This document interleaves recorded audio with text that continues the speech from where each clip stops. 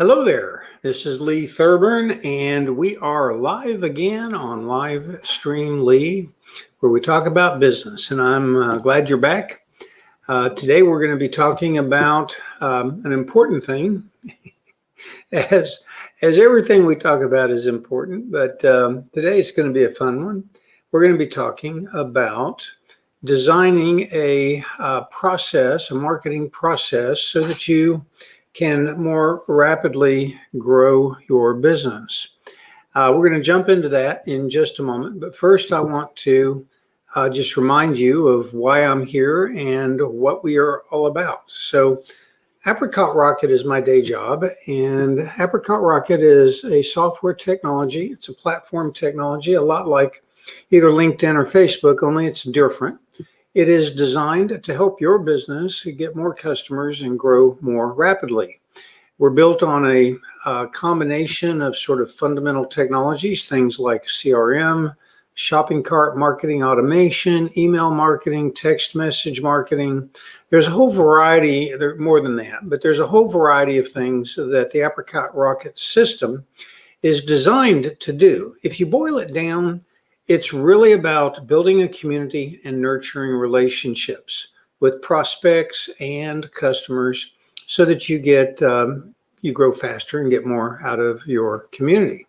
Now, it looks like I might be having trouble streaming to LinkedIn, so I'm just going to go ahead and actually I'm going to see if I can view this on LinkedIn for just a moment.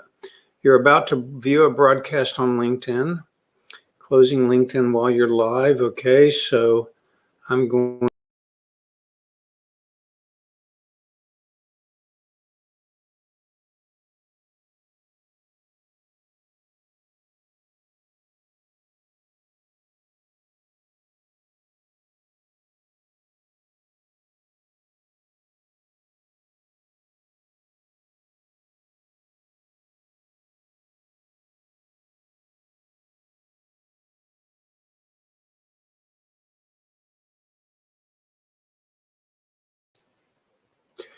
Okay, I think I'm back.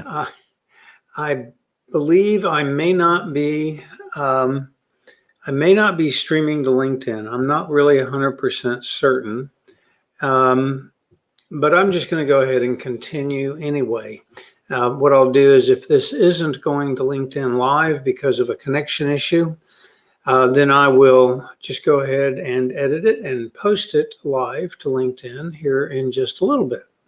All right, so what I was talking about was the purpose of Apricot Rocket, which is to help your business grow faster, become more profitable, save you time, and help you to retire sooner and with more money.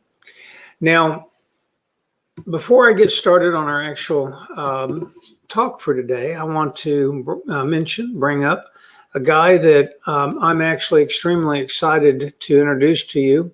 Those of you that have tuned in before know that I'm a big fan of Dan Nelson. Dan Nelson is a genealogist. I am a bit of a history buff. I love reading about unique things or aspects of our history. And Dan sends out a newsletter every couple of weeks. And in his newsletter, which comes out on Saturday, he has interesting tidbits about things that are historically interesting. Recently, he talked about when COVID hit, there was a lot of cruise ship liners that people got stuck sitting offshore because they were contaminated with COVID and nobody wanted to let them land. Well, Dan had an interesting little bit of news about what it was like to do passage from Europe to the United States back in the 1700s, 1800s, when settlers were coming over here from Europe, and they could very well have been called plague ships as opposed to anything else. But it's just interesting how history parallels itself. If you're a history buff, go to livestreamlee.com and click on the link that says Dan Nelson, and go sign up for his newsletter. You'll enjoy his newsletter. All right, now we're going to go ahead and jump into our conversation for today about marketing process design. There are a number of ways that marketing process design can be dealt with on in terms of designing marketing processes. The one I'm going to use for this conversation is what I think of as the 5 M's of marketing. That would be market, message, media, manage, and measure. So I want to talk about each one of these in sequence, and then we're going to talk about how they would apply to a couple of different kinds of businesses. Okay, so let's just jump right into that. When we talk about the word market, what we're talking about is a rather global concept of who is the market that you're targeting. And it involves a lot of specifics as to a definition of who you solve a problem for. Now, if you will remember conversations that we've had in the past, business is all about problem solving. People hire you, they pay you for your ability to solve a problem that they have of some sort.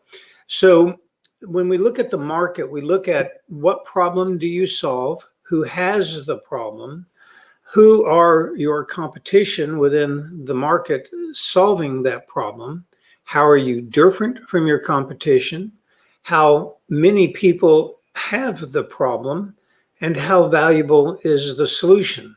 We also look at other things that are specific to the individuals that you're targeting or to the companies that you're targeting. If you're targeting individuals, you'll look at psychographic, demographic, and sociographic factors to really hone in very pointedly on your audience. If you're looking at businesses, you'll be looking at things like business size and industry and their annual revenue, number of employees, their credit ratings. There's a whole lot of things that you would want to potentially consider to define the market, whether it's businesses or consumers. But fundamentally, you need to have a really clear idea of who your audience is. So first, you want to decide on and determine exactly what your market looks like. That's the first step or stage in the process. Next, you want to think about the message that you're going to deliver to your target market. And you really generally want to focus on the benefits of the solution that you provide. Remember that your audience is always primarily focused on the benefit that they're going to gain. What are they going to get from the solution? How is it going to change their life as a person or as a company? In what way, shape, or form will they be better off as a result of your solution? They're going to want to know how you solve the problem, how different your solution is both different and better than the other solutions that are out there, because in most cases, they're already getting a solution to the problem that you have, even if it's not as good or as effective or as efficient or as affordable or, however you want to couch it, you're going to need to, how are you different? And then you want to define the benefits that they get. Now that's the value of the benefits. So, you first talk about the benefits that you provide, how you solve problems, how you're different and better, and then talk about the value that they're going to receive from this. Put the benefit in a context of financial value. And then you want to define what the next step that you want them to take or that they need to take to avail themselves of this benefit that you're going to provide. And of course, you also want to provide some assurance and guarantees. Now, you may not offer a guarantee. Some of your businesses, you can't offer a guarantee, but you can always provide some level of assurance. You want to get people comfortable with the fact that they are, in fact, going to get the benefit that they're hoping to get, that you're offering, that you're promising them that they'll get. If you can offer a guarantee, this is a certainly major thing that you can do to improve your messaging, because people love guarantees because it reduces or eliminates the risk element of the decision to spend money to get your solution. All right, so market and message. The next thing that you look at is the media. Once you know who has the problem and what message they will respond to, and that's part of the messaging, is you need to make sure that your message is phrased and presented in the context of some aspect of their psychographic, sociographic, or demographic attributes that will cause them to perk up their antenna and pay attention to your message. Everybody is completely inundated with marketing messages. So once you choose the media, you want to make sure that your message stands out. So the media that you choose is typically chosen on primarily the basis of its ability to deliver a target-rich environment. A target-rich environment basically means that you want the highest percentage of audience in the media to be the most close to perfect match for the audience that is most likely to be interested in your solution and to find your solution valuable. So again, you look at the confluence or the conjunction of the media and the psychographic, sociographic, and demographic aspects of the audience there, and you look for the best match. You might be interested, for example, in reaching a young audience that likes to listen to music. Well, if that is your audience, then somewhere like the Nokia soundstage or the Nokia Entertainment Event Center out in Grand Prairie would be a great fit for you, or some other audience venue similar to that. If it's a sporting goods related product, it might be a Mavericks game or a Cowboys game, or you get the idea. You want to find the potentially greatest number of people in one enclosed specific space, whether it's a digital space or a physical space, where you can get your message to that audience.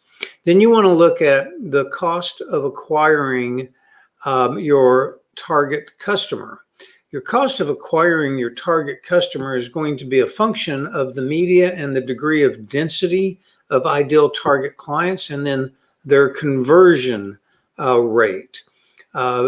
So, for example, I have seen beer companies fly airplanes with trailers behind them around sporting and outdoor events, trying to get people to buy beer. Well, when you have something as relatively generic as beer, a lot of times the main thing that you need to do is to remind people that you have a brand that they should and could consider. It could be that you have other goals with your media, with your marketing, but you need to look at the cost of acquisition. Fundamentally, every client has a value to you as a business. We've talked about this in the past, and that's the lifetime or long-term value of a client. And then you have a cost to acquire the client. And the cost to acquire the client is a combination of your spend for the media, the research that you've done, the message preparation, the spend for the media to get the message in front of the media, and then the conversion rate through which that message is able to convert into actual revenue for you. One of the big challenges is that for many companies, especially larger companies as they grow, many different messages are out there. You might have messages on radio and on television, on billboards, on buses. You might have messages in magazines and newspapers, and then, of course, on the internet. And so all of these messages have a combined cumulative impact on building brand awareness and brand positioning. So it can become very difficult for you to be able to ascribe a specific cost to the cost of acquiring a customer. Ultimately, your entire mix of marketing is going to have to be factored in to the cost of acquiring a customer. However, for each individual marketing media, you need to do the very best that you can to ascribe or ascertain the cost of that media relative to the results that it generates. And that kind of leads us into the next section, which is managing and measuring. So managing and measuring is super critical from a marketing perspective, because if you don't have the ability to accurately measure the results of the marketing that you've put in to place, then you're not going to know which of your different marketing efforts are actually generating valuable results and which are a waste of time. So you need to look at things, of course, from a management perspective. Management and measurement are related, but two sort of separate things. Management basically means making decisions about message frequency and message positioning, daytime, day parts. When do you send messages out? If you've ever done any radio advertising, you know that the most valuable time of day is typically around 8 to 8:30 in the morning, when you're catching the peak of the drive time to get people driving in. So if you're doing a product that you want to reach people while they're driving to work, you're going to want to try to get as many spots in that time frame as you can. Now, radio stations know that those are the most expensive. They know that this is when they have the most listeners, so they charge the most for those spots.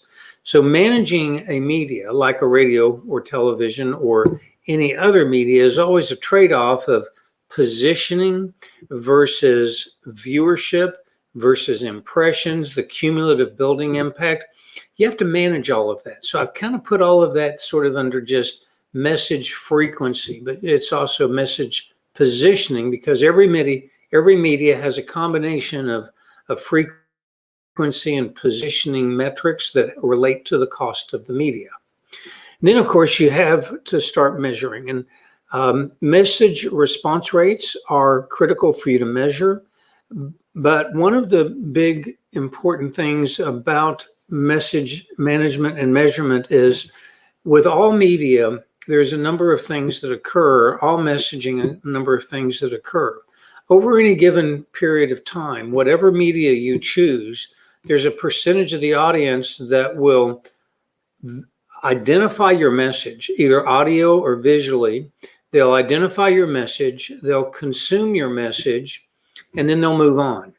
Now, it might be that you need to get your message to them 2 or 3 or 4 or 5 or more times.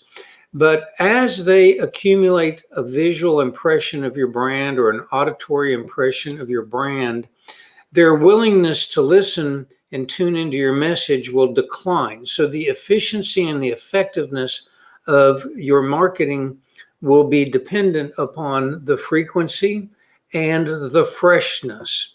Okay, so people will hear your message once they do hear it, and then after a period of time, if the message doesn't change, they'll recognize it and they'll tune it out. I've even seen cases, of course, and you've probably done the same thing, where you literally turn the radio off or turn the TV off if they just repeat the same marketing message too many times. It's boring. So you've got to monitor not only the message frequency, but its saturation. You'll have a declining return of a message. So initially you'll get an increase in your response rate and your efficiency as you're building awareness, and then you'll get a decline. Now, you're going to have that happen on a per message basis on your media, and you're going to have that happen with the media. So after a period of time, every media is going to reach a saturation point beyond which you're not going to get any additional benefit out of it, and you begin to get a declining return. And so that means that even if you find a great media, and a great media means it's a perfect match for your audience, and it delivers a high percentage of qualified ideal audience members, you're going to have to rotate both the message and the media for that audience, because otherwise you're going to end up with a declining response rate. You have to test messages, you have to test the media, you have to monitor those things, and then you have to rotate around from one to the next over time. Now, any given media is only going to be able to deliver a certain number of potential clients to you.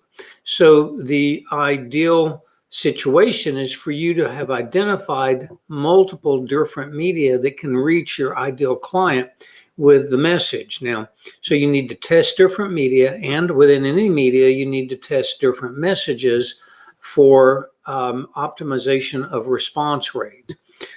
These are all critical activities. So let's talk about a couple of examples and see if we can't kind of trace through some of the thought dynamics that would need to be dealt with. So I'm going to pick a couple of different businesses kind of randomly here, and I'm going to show you some of the challenges that exist with different businesses. Now, let me say this about a marketing process. If you cannot identify a marketing process for your business, it will always stay small. You either identify a marketing process and implement a marketing process that is scalable, or your business is destined to stay small. Now, there's nothing wrong with a small business other than the fact that it's small. And if that's okay with you because you don't want to work any harder, because maybe you have a reason for not wanting to grow your business, which is not the case for most businesses. Most people want as much as they can get out of their business. But there's a trade-off, of course, in terms of time and effort and family life. And, there's just a trade-off of work-life balance, right? But if you're a person that wants to have an extremely large business that has great value in the end stage at some point, then you're going to want to grow the business. You are not going to be able to grow the business beyond a small business if you can't figure out the solution to an efficient marketing process. So designing a marketing process has a lot of different sort of moving parts. It's a puzzle. It's a complex puzzle. So for some businesses like massage therapists, massage therapists have a big challenge. They have to identify a target audience. Well, who's your target audience for massage? Well, it kind of depends, right? It depends upon a whole bunch of variables. So it's not male or female. It's not easy to say it's males or it's females. It's not a particular age. There are people that have unique conditions and situations, and it's really hard to go buy a mailing list or to get a radio station that all the people that need massage listen to. So massage therapists have a real difficult time building a large business based upon almost anything unless they can build it around a general public awareness, right? So you've seen companies like Massage Envy that have tried to brand massage processes, massage as a sort of a recognized regional or even national brand. And their primary method of doing this is to get retail locations with attractive signage that people can see as they drive by. Of course, they do a lot of networking to be able to build awareness. Now, there's a pretty good sized audience in the United States that likes massage, but again, it's real hard to self-identify those people. So from a massage perspective, you can't buy a mailing list. There's no radio station. There's no television station. There's no particular newspapers that are focused on the massage market. Now, there are some publications that are more inclined towards massage that consumers might purchase, and you could take ads out in those. You certainly could take ads in sports publications for people that need massage as a result of sports injuries. So some businesses like massage have a bit of a challenge, and Massage Envy has tried to overcome that challenge by establishing a recognized retail brand.